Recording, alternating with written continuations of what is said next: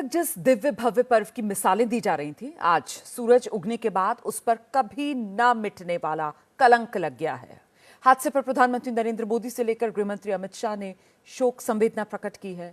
साधु संतों ने भी दुख जताया है।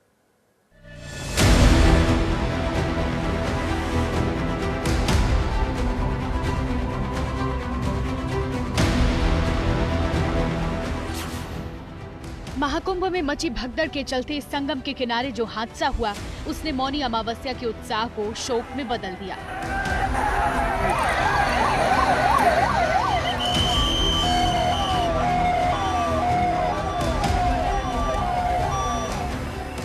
लेकिन अमृत स्नान से ठीक पहले हुई अनहोनी ने लोगों की जान ले ली।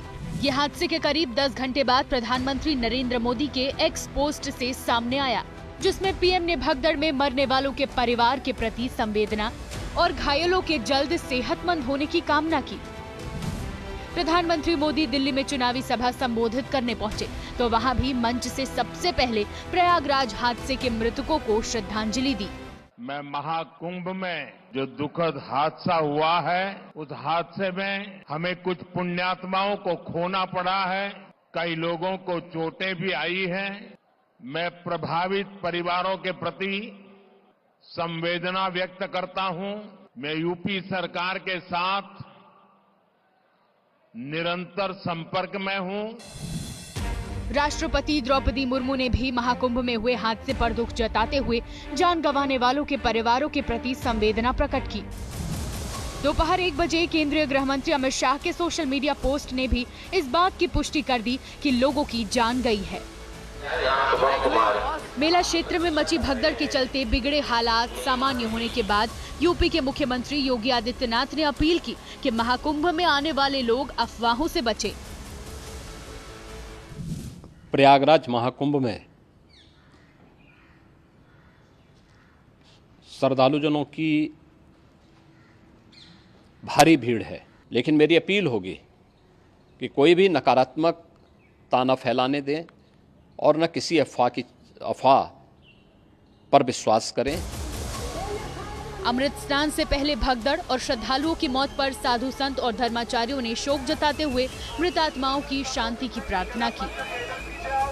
अपार भीड़ हुई आज भगदड़ से मैं अत्यंत आहत हूँ। भगवान से प्रार्थना है सभी उस परिवारों को परमात्मा संबल दे। पब्लिक इतना ज्यादा आ गई, श्रद्धालु इतना ज्यादा आ गए, वो भीड़ के कारण ये ऐसी स्थिति हुई है। हम प्रार्थना करते हैं भगवान से कि सब जो भी हैं उनकी आत्माओं का कल्याण हो। हालांकि हादसे के कुछ देर बाद ही मेले की व्यवस्था में लगा प्रशासन महाकुंभ की व्यवस्थाओं को पटरी पर वापस ले आया। देखिए, इस महाकुंभ की सफलता योगी सरकार के लिए एक तरह से बेस्ट मैनेजमेंट का सर्टिफिकेट होता, लेकिन इस भगदड़ ने विपक्ष को उन पर हमले का मौका दे दिया। शुरू से कुंभ को इवेंट बनाने के आरोप लग रहे थे, विपक्ष को इस भगदड़ ने एक और बड़ा मौका दे दिया।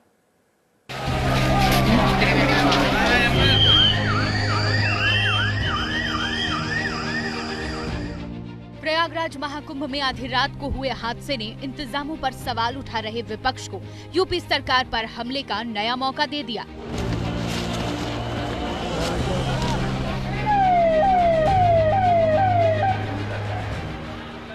संगम पर मची भगदड़ के करीब 9 घंटे बाद समाजवादी पार्टी अध्यक्ष अखिलेश यादव ने सोशल मीडिया पर प्रयागराज में हुए हादसे पर शोक और घायलों के जल्द सेहतमंद होने की कामना की, जिसमें अखिलेश ने मांग कर दी है घायलों को एयर एम्बुलेंस से अस्पताल भेजा जाए, मृतकों के शवों को उनके घरों तक पहुंचाया जाए, हेलीकॉप्टर के जरिए मेले में निगरानी बढ़ाई जाए। जो सुझाव सरकार को दिए हैं, जब भी वो कोई अच्छा सुझाव देते हैं तो सरकार चिढ़ जाती है।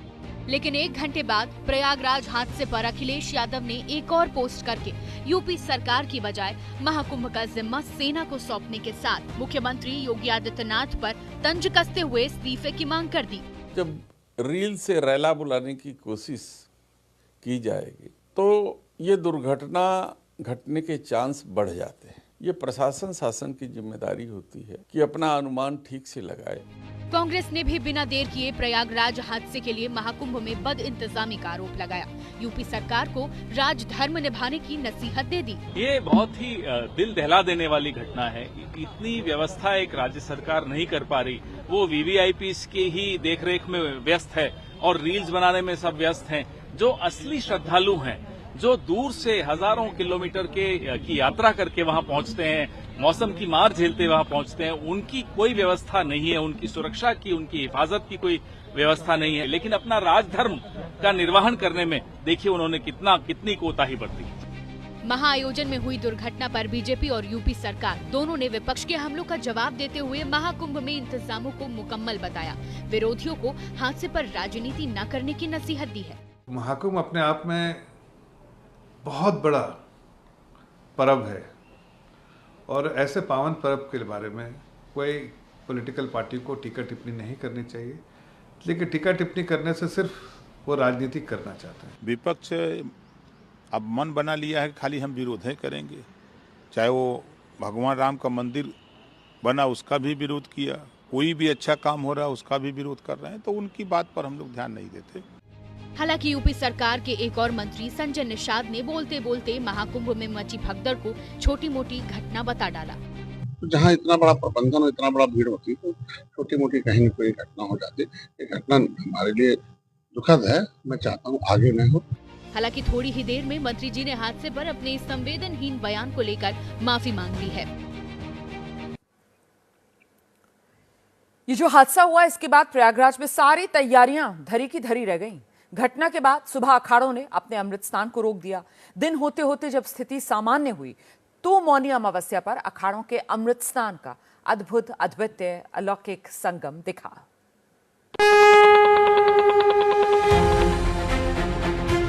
दिव्य, भव्य, अद्भुत, अलौकिक, अविस्मरणीय।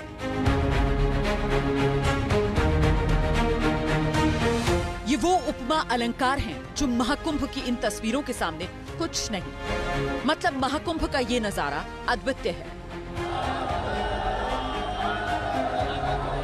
मौनी अमावस्या के अमृत स्नान में साधु संत देर से निकले। दोपहर बाद अखाड़ों का स्नान शुरू हुआ। आसमान से पुष्प वर्षा की गई। अमृत स्नान को ही पहले शाही स्नान के नाम से जाना जाता था। महाकुंभ का ये दूसरा अमृत स्नान है। बड़े बड़े रथों पर बैठकर अखाड़ों के महंत, महामंडलेश्वर और प्रमुख संगम के लिए निकले तो नजारा कुछ इस तरह का था। कड़ी पुलिस सुरक्षा व्यवस्था के बीच, जहां पर rapid action force, central paramilitary force, उसके साथ साथ पुलिस यानी कि राज्य की पुलिस, उत्तर प्रदेश पुलिस पूरी तरह से तैनात है। और ये पहला अखाड़ा है जो आगे बढ़ रहा है। हर 10 मिनट पर दूसरे अखाड़े को भेजने की तैयारी है। अमृत स्नान में अखाड़ों की तरफ से देवी देवताओं के स्नान की परंपरा है। अखाड़ों के जुलूस के साथ जिस डोली को फूलों से सजाकर साधु संत ले जा रहे हैं, उसी में देवी देवताओं की मूर्तियां विराजमान हैं। हम अमृत स्नान के लिए जा रहे हैं। आप देख रहे हैं मेरे साथ हजारों की संख्या में संत महात्मा है, नागा सन्यासी है। मौनी अमावस्या वो दिन है जब महाकुंभ में महाभीड़ का अनुमान पहले से ही जताया गया। 10 करोड़ लोगों के पहुंचने की उम्मीद थी। उम्मीद के हिसाब से ही लोग पहुंचे। अमृत स्नान के दौरान त्रिवेणी संगम में साधु संत तलवार और त्रिशूल लहराते दिखे। आस्था की ये तस्वीर मानो दिव्यता का एहसास करा रही हो। इस वीडियो में संगम किनारे स्नान के लिए पहुंचे एक ऐसे साधु को आप देख सकते हैं जो संगम में उतरने से पहले संतुलन के साथ आगे अलग योग मुद्राओं में गंगा पूजन कर रहे हैं। अमृत स्नान के मौके पर श्रद्धालु संगम में डुबकी लगाने के साथ ही अखाड़ों के जुलूस को देखने के लिए पहुंचते हैं। हालांकि इस बार भीड़ होने की वजह से एक तो कम साधु संतों ने स्नान किया, दूसरा भव्यता के साथ शाही जुलूस नहीं निकला। साधु संत करतब दिखाते और अपना शक्ति प्रदर्शन करते नजर नहीं आए। हालांकि अखाड़ों की तरफ से इसकी भी औपचारिकता जरूर निभाई गई। रात को हुई भगदड़ की वजह से अखाड़ों के स्नान का समय बदलना पड़ा। अखाड़ों की तरफ से खुद ही पहल की गई थी कि प्रशासन आम श्रद्धालुओं पर ध्यान दे। हमें यह लगा कि हमारे कारण जन सामान्य को कष्ट न हो, इसलिए हमने प्रातःकाल अपना स्नान स्थगित कर दिया था। अब लगा स्थितियां सामान्य है, हम फिर से तैयार हैं स्नान के लिए। साधु संतों के अमृत स्नान शांति से संपन्न होने पर प्रशासन ने भी राहत की सांस ली। कुशल जो है सभी संपन्न हो रहा है। आगे भी सभी जो अखाड़े और बचे हुए हैं सभी का सकुशल स्नान संपन्न कराएंगे। अखाड़ों ने सुबह स्वयं ही हमें प्रस्ताव दिया था कि चूंकि भीड़ अप्रत्याशित आई है, बहुत ज्यादा भीड़ आ गई है, तो कि आप अपने भीड़ प्रबंधन पर ध्यान दें और अमृत स्नान में हम स्वेच्छा से थोड़ा सा विलंब अमृत स्नान कर लेंगे। तो ये एक अभूतपूर्व सहयोग हमें अखाड़ों से मिला है। 144 साल बाद के इस महाकुंभ मेले में दूसरा अमृत स्नान संपन्न हो गया, लेकिन जो घटना हुई उसने सुरक्षा को लेकर कई सवाल खड़े कर दिए, उत्साह के रंग को फीका कर दिया।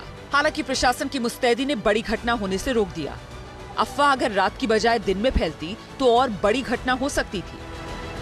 अब आगे के अमृत स्नान के लिए प्रशासन को ध्यान रखना होगा। अगला अमृत स्नान 3 फरवरी को बसंत पंचमी के दिन है। और जब अखाड़ों ने अमृत स्नान कर लिया तो आम श्रद्धालुओं ने भी कल रात की भगदड़ का डर मन से निकालकर मौनी अमावस्या का अमृत स्नान किया। आंकड़ा 8 करोड़ पार हो गया है। कल रात जो लापरवाही हुई उससे सबक लेकर प्रशासन भी सतर्कता बरत रहा है।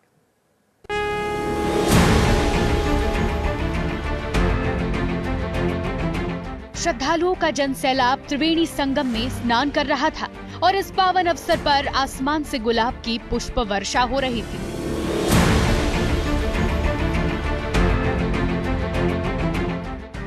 मां गंगा किनारे खड़े करोड़ों श्रद्धालु ड्रोन कैमरे में कंकड़ की तरह नजर आ रहे थे। जहां जहां नजर जाती है वहां सिर्फ श्रद्धालु पवित्र स्नान करते हुए नजर आए।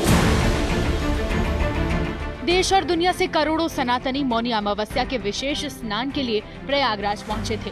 कई दिन और कई घंटों के इंतजार के बाद ये करोड़ों सनातनी इस ऐतिहासिक पल के गवाह बने। मौनी अमावस्या के पावन पर्व पर गंगा जी में डुबकी लगाकर खुद को धन्य महसूस कर रहे हैं। मौनी अमावस्या के पर्व पर संगम में लाखों नहीं करोड़ों लोगों ने लगाई आस्था की डुबकी। और इस वक्त जो है प्रयाग शहर में यानी कि दोपहर बाद किस तरीके की तस्वीरें हैं देखिए। आपको हजारों नहीं लाखों लोग एक साथ चलते हुए वापस अपने घर की तरफ जाते हुए नजर आएंगे, लेकिन सबके चेहरे पर एक सुकून है कि जिस मकसद से प्रयागराज पहुंचे थे वो पूरा हुआ है। सुबह से लेकर शाम तक जिस तरह से श्रद्धालुओं ने अनुशासन का परिचय दिया वो काबिले तारीफ था। अफवाहों की बजाय भीड़ ने प्रशासन पर भरोसा जताया, उसकी झलक संगम किनारे दिखी। लाखों की संख्या में श्रद्धालु एक साथ जब डुबकी लगा रहे थे तो आसमान से घाट की विहंगम तस्वीर कैमरे में कैद हो रही थी।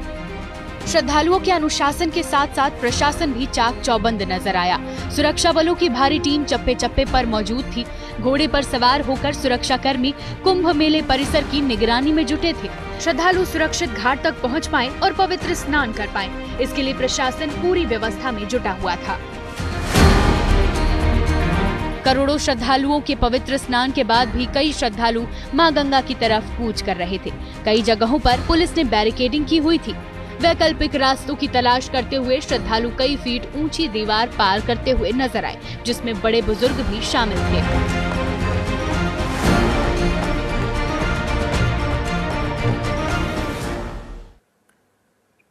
और आइए महाकुंभ के बाद अब आपको लेकर चलते हैं कुछ चुनावी खबरों की तरफ। दिल्ली का चुनावी दंगल सियासी डेथ ओवर में प्रवेश कर चुका है। फाइनल राउंड में प्रधानमंत्री नरेंद्र मोदी ताबड़तोड़ चुनावी बैटिंग कर बीजेपी के पक्ष में हवा बना रहे हैं। केजरीवाल पर आज डबल अटैक हुआ है। राहुल गांधी ने भी उन पर चुन चुन कर हमले किए।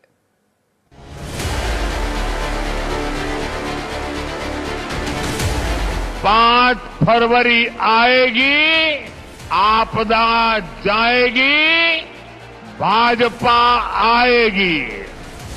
27 साल से अब तक जो नहीं हुआ उसके साकार होने की भविष्यवाणी पीएम मोदी ने कर दी है। दिल्ली के दंगल के दूसरे राउंड में आज पीएम मोदी उतरे। उत्तर पूर्वी दिल्ली के करतार नगर में बड़ी जनसभा की और दिल्ली में फ्री की योजनाओं के जारी रहने का संकल्प दोहराया। जो भी अच्छा है, जो दिल्ली के कल्याण के लिए है, दिल्ली वासियों की भलाई के लिए है, उसको आगे चलाया जाएगा, उसे और मजबूती दी जाएगी, उसे बल दिया जाएगा। हाँ, बेईमानों को जाना पड़ेगा। दिल्ली में बीते 11 साल से सत्ता पर काबिज आम आदमी पार्टी की बड़ी सफलता फ्री बीज स्कीम मानी जाती है। इस बार बीजेपी आम आदमी पार्टी को उसी के चक्रव्यूह में घेर रही है। फ्री बीज ऑफर के साथ भ्रष्टाचार के उन दागों को भी हाईलाइट कर रही है जो बीते 2 चुनाव में आपके दामन पर नहीं थे। मोदी का सपना है हर गरीब के पास अपना पक्का घर हो। ये शीश महल बनाने वाले, जनता के करोड़ों रुपये लुटाने वाले, ऐशो आराम करने वाले कभी गरीब के घर के बारे में नहीं सोच सकते। जहां झुग्गी वहां मकान के नारे के जरिए बीजेपी का फोकस इस बार झुग्गियों पर है, जो विधानसभा चुनाव में आपके वोटर रहे हैं। जिस उत्तर पूर्वी दिल्ली में आज पीएम मोदी की मौजूदगी थी, वहां भी भारी तादाद में झुग्गियों और कच्चे मकानों में पूर्वांचली हैं। उत्तर पूर्वी दिल्ली में 10 विधानसभा सीट है। 2020 विधानसभा चुनाव में 7 सीट आपको मिली थी, 3 बीजेपी के खाते में गई थी। 2024 लोकसभा चुनाव में बीजेपी उत्तर पूर्वी दिल्ली की 6 सीटों पर आगे थी।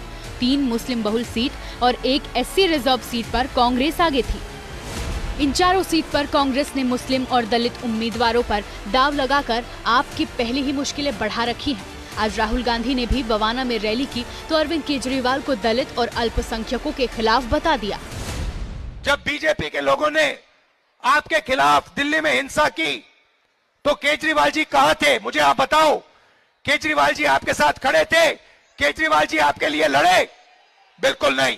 केजरीवाल जी रिजर्वेशन के खिलाफ हैं, गरीबों के खिलाफ हैं, दलितों के खिलाफ हैं। मुस्लिम और दलित वोटरों पर कांग्रेस ने जोर लगाया तो आपके खेमे में भी खलबली मच गई। जिस कांग्रेस को कल तक केजरीवाल भाव नहीं दे रहे थे, उसे अब वोट कटवा की संज्ञा दे रहे हैं।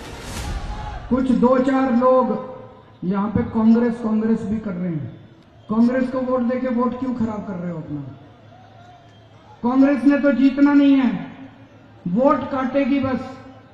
अंदर खाने कांग्रेस की और बीजेपी की सेटिंग हो गई है, दोनों मिलकर चुनाव लड़ रहे हैं। दिल्ली में कांग्रेस के अच्छे प्रदर्शन का सीधा असर आपकी टैली पर पड़ना तय है और यही वजह है कि चुनावी पंडित जो आकलन कर रहे थे, वही डर अब केजरीवाल के मुंह से भी सुनाई दे रहा है। क्या यही दिल्ली में बीजेपी के 27 साल के सूखे को खत्म करने का फॉर्मूला है? और अब आपको दिखाते हैं दिल्ली की यमुना वॉर, जिसमें आम आदमी पार्टी आज और ज्यादा घिर गई। अरविंद केजरीवाल ने हरियाणा पर यमुना में जहर घोलने का जो आरोप लगाया था, आज उस पर प्रधानमंत्री नरेंद्र मोदी ने उन्हें घेरा और हरियाणा के मुख्यमंत्री ने यमुना के पानी का आचमन कर दिया, आम आदमी पार्टी पर सवाल खड़े कर दिए।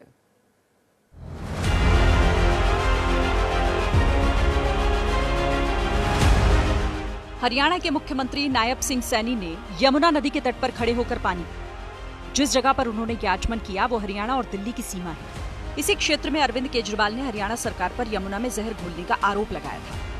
हरियाणा की भारतीय जनता पार्टी सरकार ने इसमें जहर मिला करके भेजा है। एक मास जेनोसाइड की बात केजरीवाल ने की है। जो पानी के सैंपल थे उसमें कहीं कोई जहर की मात्रा नहीं है। मैंने खुद पानी का आचमन किया है। दरअसल अरविंद केजरीवाल के आरोपों के बाद आज दोपहर में दिल्ली की सीएम आतिशी ने हरियाणा के सीएम नायब सैनी को टैग कर सोशल मीडिया पर लिखा, नायब सैनी जी, मुझे पता चला है कि आप यमुना नदी से पल्ला झाड़े जा रही हैं। मेरा आग्रह है कि आप और मैं साथ चलते हैं, मीडिया के साथियों को भी लेकर चलते हैं, सबके सामने अमोनिया की मात्रा को नापेंगे, सबको पता चल जाएगा कि हरियाणा दिल्ली वालों को जहरीला पानी भेज रही है। सीएम नायब सैनी चैलेंज स्वीकार कर कैमरे की मौजूदगी में यमुना किनारे पहुंच गए, लेकिन खुद सीएम आतिशी नहीं पहुंची। बीजेपी अब इसे हरियाणा के अपमान का मुद्दा बना रही है।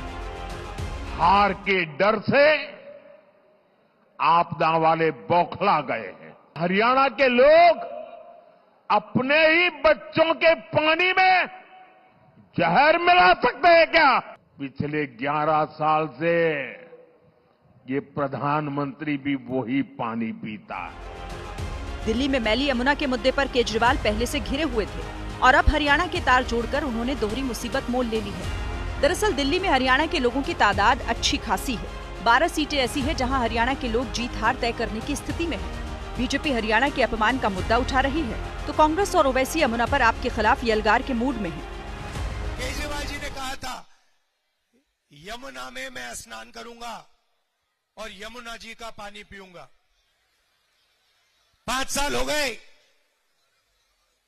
आज तक केजरीवाल जी ने यमुना का पानी नहीं पिया है। आपको गंदा पानी पीना पड़ता है।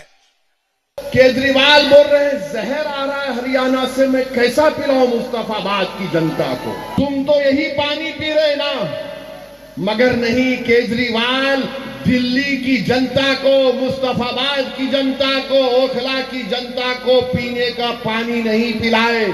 दिल्ली की जनता के लिए केजरीवाल ने कहा मैं शराब पिलाता हूं, तुम शराब पी के तुम हो जाओ। यमुना के जिस मुद्दे पर आम आदमी पार्टी ने हरियाणा के जरिए लीड लेने की कोशिश की, फिलहाल उस पर दो मोर्चों पर घिर गई है। बीते 2 चुनाव में नैरेटिव सेट करने वाली आम आदमी पार्टी इस बार खुद के नैरेटिव में फंसती नजर आ रही है। इसी के साथ वक्त छोटे से ब्रेक का है, फौरन लौट रहे हैं। कौन सा? और दिखा दे कोई भी ऐरा गहरा, सिर्फ मैथन स्टील दो, है ना? स्ट्रॉन्ग मतलब मैथन स्टील।